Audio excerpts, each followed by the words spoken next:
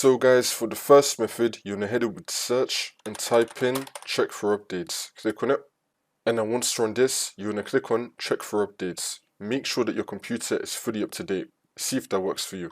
If that's still not working, then for the second method, you're going to head over to search and type in device manager. Click on it. And then once you run this, you want to expand display adapters.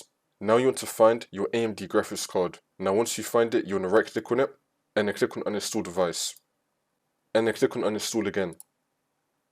And then once that's been uninstalled, you want to click on action and then click on scan for hardware changes, which is now going to reinstall your AMD graphics card again. See if that works for you.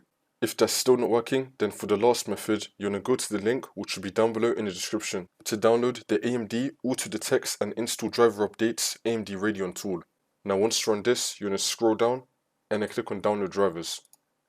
And now this will start downloading. Wait for this to load. And then once that's been downloaded, we're now going to click on it. And now this will come up. Now since I'm not using an AMD system, I got this error. But in your case, once you load up the application, you can update your drivers through here. And if it detects any errors with your graphics card, it will fix it for you. This should now fix your problem.